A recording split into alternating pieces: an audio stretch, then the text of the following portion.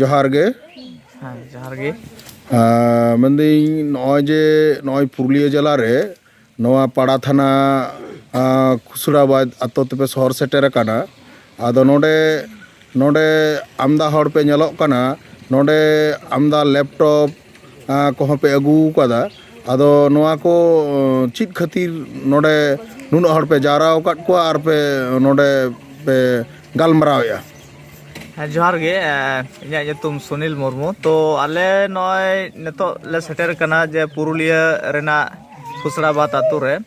तो नोंडे जहाँ बखराते आले हाथ ले सेटेर कना नोआ दो आले AI4 भारत मिटन प्रोजेक्ट तो नो प्रोजेक्ट पहाटा खन नित नॉय खुसड़ाबाद आतु रे संताली वॉइस डाटा कलेक्शन लगी तेले सेटेर कना ताहले नोना जे संताली वॉइस डाटा कलेक्शन काते नोआ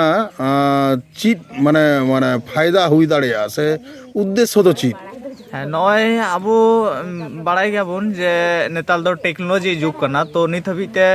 अब सानताड़ी पार्सी हो बड़ाई गयाबन जे संविधान स्वीकृति मिटन पार्सी कान ताबुना तो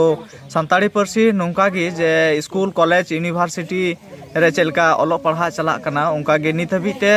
अब जुदी बो नेला अब सानताड़ी पार्सी एटा एटा पार्सी लेका टेक्नोलॉजी लेकाते बांग हारा बुरु कना तो आले जहां कमी होरा IIT मद्रास नुई AI4 भारत मिटन प्रोजेक्ट तालाते जहां कमी होराय सपड़ाव कदा ओना दो सानताली पार्सी और अब जहां ऑलचिकी स्क्रिप्ट नोआ डिजिटलाइजेशन रेना मिटन कमी होरा नित हबीते सपड़ाव कदा तो नोना कमी होरा लगी तिगी आले ओंका विभिन्न फील्ड रे दाणा कते अब सानताड़ी रोड आड़ांग आले ले रिकॉर्ड दा जहां दो AI मशीन रे इनपुट रेना मिटन कमी होरा चला कना हाँ नॉजे AI मशीन रे इनपुट चला कना नोआ को जहाँ को पे चला कना उनको तो मिटन खुशी रस्क को बुझा आदो नोआ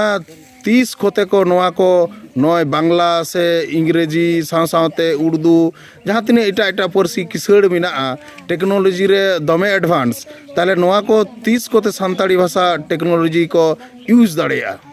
आदो नित हबीते आले जहाँ कमी होरा को चला कान तले नोआरे सिस्टम जुदी बो नेला AI4 भारत ओना वेबसाइट सर्च लेखान गे नोआ रना कमी होरा नोआ चलका मिटन सिस्टमेटिक तलाते नोआ कमी होरा को लाहा चला कना नोना वेबसाइट खन गे अब बाड़ाय जतो किछु बाड़ाय दाड़िया तो नित हबीते सानताड़ी पार्सी रना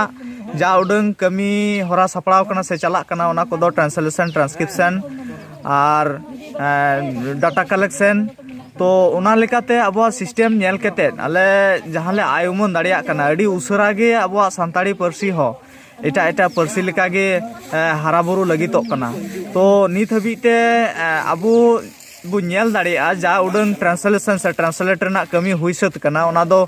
भासिनी प्ले स्टोर खन मिटन ऐप सर्च केते अब बो डाउनलोड दाड़िया भासिनी ना भासिनी ऐप रे जा उडन ट्रांसलेट हुई कना ओना को इंग्लिश खो सानताड़ी ऑलचिकीते रकाब कना हिंदी खन सानताड़ी ऑलचिकी हिजुक कना तो नोका ट्रांसलेटर ना दो कमी हुई कना इनपुट अडी गोटांग हुई कना मेनखान जहां बांग हुई कना ओना दो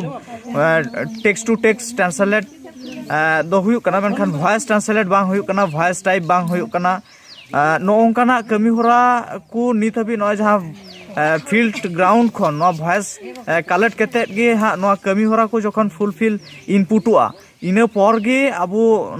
वॉइस टाइप से वॉइस ट्रांसलेशन रना कमी हो हुआ मेनखान भाषिनी रे नित हबीते ट्रांसलेट से ट्रांसलेशन जा उडंग हुई कना ओना रना कमी होरा दो अब बो नाम दाड़िया नेल दाड़िया अब और निया कमी होरा जखन फाइनल फुल मोटामुटी 2 बछर कि 5 बछर नोंकान मिटन टारगेट मेना तो नया पूरा लेन खान गे अब नाम दाड़िया अब नोआ रना आले किछुटा होले होले आसोक कना आले जहां सिस्टम नोआ को सिस्टम नेल कते